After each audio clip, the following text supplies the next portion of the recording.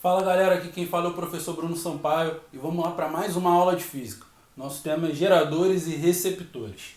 Vamos começar com os nossos objetivos. Compreender o que são geradores e receptores de corrente elétrica, aprender a calcular a potência de seus elementos e o rendimento e conhecer a equação do gerador e do receptor e suas respectivas curvas características. Vamos começar pelo gerador. Vamos trabalhar a potência e a equação do gerador. Mas primeiro, vamos conhecer a forma com que a gente representa um gerador. O gerador, ele pode ser representado por dois tracinhos, um maior e um menor, onde o traço maior representa o seu polo positivo e o menor representa o seu polo negativo. Isso vai definir o sentido da corrente elétrica que ele está gerando. Todo gerador, ele gera uma corrente elétrica que internamente ela vai do polo negativo para o polo positivo como sentido. E externamente, ela sai do positivo e chega no negativo. Então, pensando aqui internamente, ela vai do menos para o mais. Então, a corrente tem esse sentido. Porém, todo gerador, dentro dele, ele também é confeccionado de condutores. Tem fiação. E esse condutor, ele possui uma resistência elétrica, que a gente representa pelo R minúsculo, que a gente chama de resistência interna desse gerador. Esse gerador por si só, ele fornece uma diferença de potencial, que a gente chama de força eletromotriz. É tudo que ele gera de diferença de potencial. Só que uma parte do que ele gera não chega no circuito, porque como ele tem uma resistência interna, ele mesmo consome parte dessa diferença de potencial. Então a força eletromotriz é a diferença de potencial total que esse gerador consegue produzir, porém, esse U é a diferença de potencial útil que vai para o circuito, pois parte dessa diferença de potencial gerada ela é consumida pela resistência interna desse gerador. Então, vamos começar com a potência desses elementos que estão associados ao gerador, né? Potência gerada, dissipada e útil. A potência gerada é tudo que ele gera. E tudo que ele gera está associado à sua força eletromotriz, que a gente representa por essa letra, que a gente chama de epsilon, parece um E. E a potência gerada por ela depende dessa diferença de potencial, que é a força eletromotriz, vezes a corrente gerada, que a gente aprendeu anteriormente, que é U vezes I. No caso, aqui a gente só está representando pelo E. A potência dissipada é a parte que o próprio gerador consome. E quem consome é esse resistorzinho aqui, que a gente chama de resistência interna. Que a potência dissipada é essa resistência interna, vezes a corrente que passa por ela, ao quadrado. Também de conceitos prévios, né? P igual a R vezes I ao quadrado. E a potência útil é o que efetivamente vai para o teu circuito, está atrelado à diferença de potencial U. Potência é igual a U vezes I. Então, potência gerada é tudo o que foi gerado, está atrelado à força eletromotriz. Potência dissipada é a parte que o próprio gerador consumiu, está atrelado à sua resistência interna. E a potência útil é o que efetivamente vai para o restante do circuito, que está atrelado à diferença de potencial U. E essas três grandezas estão ligadas. A potência útil, que é o que vai para o teu circuito, é tudo o que foi gerado menos o que ele próprio consumiu. Se eu substituo todas as equações de potência que a gente colocou acima nessa igualdade aqui de baixo, eu obtenho essa igualdade. U vezes I é igual a epsilon vezes I menos R vezes I ao quadrado. Se tu reparar, todos os termos dessa igualdade são multiplicados pelo I pelo menos uma vez. Nesse caso aqui o I está ao quadrado, então ele vai aparecer duas vezes multiplicando. Quando todos os termos de uma igualdade são multiplicados pelo mesmo fator, eu posso simplificar esse fator. Então, no caso, eu posso cortar um I de cada termo. E no final de tudo, o que vai sobrar para mim é essa equação, U igual a epsilon menos R vezes I, que a gente chama de equação do gerador. Isso representa a diferença de potencial útil que vai para o teu circuito, que é igual à força eletromotriz que ele gera, menos a diferença de potencial que a resistência interna dele consome, que é R vezes I. Rendimento do gerador. O rendimento está associado ao percentual de aproveitamento dele, o quanto ele gerou e que efetivamente foi para o circuito. Lembrando que parte do que ele gera, ele próprio consome.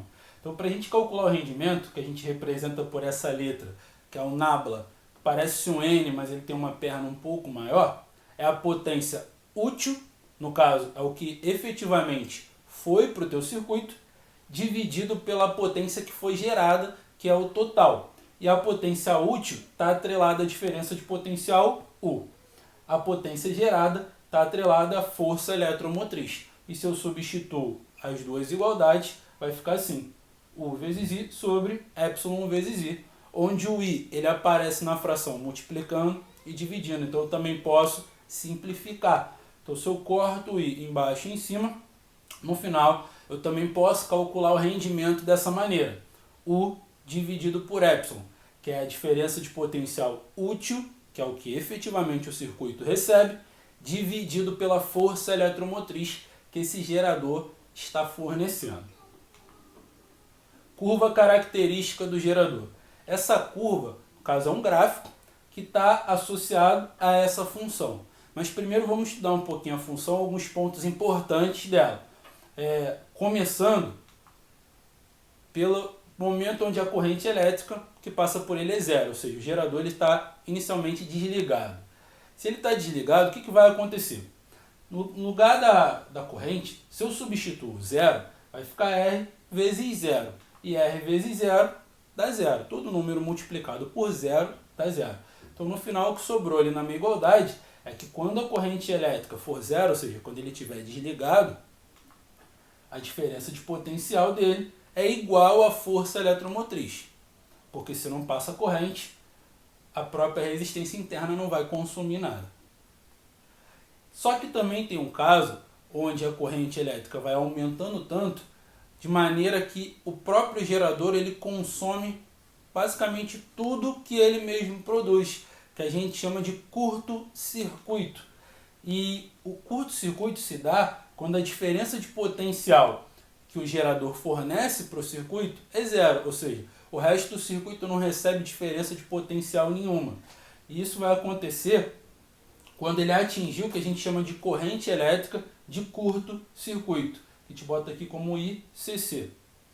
Se eu substituo aqui nessa equação zero no lugar do U, o que eu vou obter é o seguinte: para isolar essa corrente de curto-circuito, eu vou pegar esse termo que tem ela, que está negativo, e vou passar para o outro lado, que ele vai ficar positivo, e o epsilon fica sozinho. Para deixar a corrente sozinho, eu vou tirar a resistência interna, que está multiplicando ela, vai para o outro lado, dividindo. Então o que isso quer dizer? Se em algum momento o circuito gerar uma corrente elétrica que é igual à razão entre a força eletromotriz e a resistência interna desse gerador, esse circuito ele vai entrar em curto-circuito. O circuito que está ligado a esse gerador não vai funcionar. Então, são duas coisas importantes. No início de tudo, antes de você ligar o gerador em algo, a diferença de potencial é exatamente igual à força eletromotriz dele. Depois que você liga, isso já não vai mais acontecer. Se a corrente vai aumentando, pode reparar que a diferença de potencial que o circuito recebe vai sendo cada vez menor, tendo em vista que a força eletromotriz e a resistência interna tenham valores constantes. E que se você aumentar até que a corrente chegue a esse valor, nada vai para o restante do circuito. A diferença de potencial para ele é zero, então ele entrou em curto-circuito. Então, só pegando os dados anteriores que a gente viu, vamos agora para a curva característica, que no caso é um gráfico que representa a diferença de potencial que efetivamente vai para o circuito e a corrente elétrica que ele próprio está gerando. Se você reparar, a função que relaciona essas duas grandezas, que é a equação do gerador, ela é uma função do primeiro grau, já que a variável i ela não tem nenhum expoente explícito, ou seja, o expoente é 1. E toda função do primeiro grau ela pode ser representada no plano cartesiano através de uma reta. Como o valor que está à frente da variável i é negativo, ou seja, o coeficiente angular dele é negativo, isso vai representar uma reta que é decrescente, ou seja, ela vai ficar inclinada para baixo, onde a gente possui dois pontos que são importantes para a gente aqui. O primeiro ponto é esse daqui, que é o início de tudo, quando a corrente elétrica está marcando o zero. Quando a corrente elétrica marcar zero, o que a gente tem é que a diferença de potencial U será igual à força eletromotriz. Então esse corte no eixo do U sempre será a força eletromotriz do gerador. Quando o gráfico chegar nesse ponto, que representa que a diferença de potencial foi diminuindo até chegar a zero, o que a gente vai ter ali é uma marcação de corrente, que é a corrente de curto-circuito, né, que a gente pode calcular, inclusive, por epsilon dividido por R. Receptor. O receptor, o formato dele é muito parecido com o do gerador. Ele também tem esses dois tracinhos, um grande e um pequeno, onde representa o polo positivo e o polo negativo, e também tem uma resistência interna. Mas qual é a diferença? O gerador, ele está gerando a corrente elétrica. E essa corrente que é gerada, ela sai do polo negativo e vai para o positivo internamente no gerador.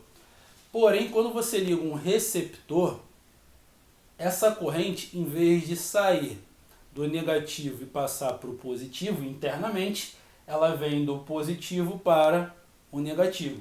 Isso quer dizer que ele não vai gerar energia elétrica, ele não vai gerar uma corrente. No caso, ele vai consumir parte da diferença de potencial. E o que ele consome diretamente aqui, a gente chama de força contra-eletromotriz. Então ele não está produzindo, ele está consumindo.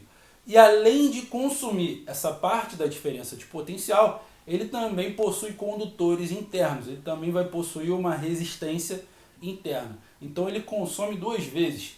Ele consome através da sua força eletromotriz, que no caso é uma força contra-eletromotriz, e consome através da sua resistência interna. Então, grande diferença dos dois. Gerador, ele fornece diferença de potencial para o circuito. Receptor, ele recebe e usa essa diferença de potencial para produzir alguma coisa. Potência do receptor. A gente separa em três tipos. Potência recebida por ele, potência dissipada e a potência útil, que é o que efetivamente esse aparelho vai usar. A potência recebida está associada ao total que ele vai receber. E o total está atrelado a essa diferença de potencial. E a potência pode ser medida como U vezes I. A potência dissipada por ele é o que ele utilizou para aquecer, né, que o circuito interno dele consumiu. Tudo, né, que é elétrico, todo condutor, ele vai consumir uma parte para outras finalidades. No caso, para gerar calor, que não é o objetivo principal, mas não existe circuito elétrico perfeito. Então sempre tem alguma coisa dissipando e que a gente chama de resistência interna. Então a potência dissipada por esse receptor é a resistência interna vezes o I ao quadrado. A potência útil é o que esse receptor realmente aproveita do que está chegando para ele, que é o que a gente chama de força contra-eletromotriz. E a potência é essa força contra-eletromotriz vezes o I. E se eu relaciono essas três coisas, eu tenho essa igualdade. A potência útil, que é o que ele realmente recebe, né, que está atrelado a essa parte aqui do gerador, do receptor, perdão, é a potência recebida no total, menos o que ele acabou usando para outras finalidades, que no caso foi dissipada. Se eu ajustar aqui a minha igualdade, de forma a isolar a potência recebida, é só pegar a potência dissipada que está negativa e passar para o outro lado, que ela vai positiva. Então fica potência recebida de um lado, potência útil mais potência dissipada do outro. Pegando as equações acima e substituindo embaixo, a gente obtém a seguinte igualdade. U vezes I é igual a epsilon vezes I mais R vezes I ao quadrado, onde a gente pode simplificar também um I de cada termo. E no final, o que a gente vai obter é a equação do receptor, que se você reparar é muito parecida com a equação do gerador, com uma diferença, né? Devido ao fato do gerador fornecer uma parte e consumir outra parte que ele mesmo gerou, aparece um sinal de menos aqui. No caso do receptor, tudo dele é para consumir, ou seja, ele consome essa força contra a eletromotriz e consome também devido à sua resistência interna. Então aqui na equação do receptor vai ser uma soma, porque os dois consomem. No caso do gerador, tem sinais contrários na parte da frente e a parte de trás, porque parte dele gera e parte dele consome. Rendimento do receptor. A equação do rendimento é bem parecida, né? É a potência útil dividida pela potência recebida por ele. E no caso a potência útil é epsilon vezes I, que é a força contra a eletromotriz, vezes a corrente, dividida pela diferença de potencial total dele, vezes a corrente, que é a parte da potência recebida. E o I, ele aparece multiplicando e dividindo novamente. Então a gente pode simplificar. Então no final, sobra para a gente que esse rendimento ele é igual a epsilon dividido por U, ou seja, força contra a eletromotriz, que é o que esse receptor está usando para funcionar, dividido pela diferença de potencial total que ele recebe. Curva característica do receptor, que ela é baseada na equação do receptor, que é U igual a epsilon mais R vezes I. Mas primeiro vamos estudar um ponto que é muito importante para ele, que é o ponto onde ele não recebe corrente alguma de início, ou seja, corrente zero. Se eu substituo o zero aqui no lugar da corrente, vai ficar R vezes zero, e R vezes zero dá zero também. Então no final o que a gente obtém é que a diferença de potencial U é igual à força contra a eletromotriz dele. Então vamos lá para a curva, que é o gráfico que representa a diferença de potencial total que esse receptor recebe e a corrente elétrica que está passando por ele.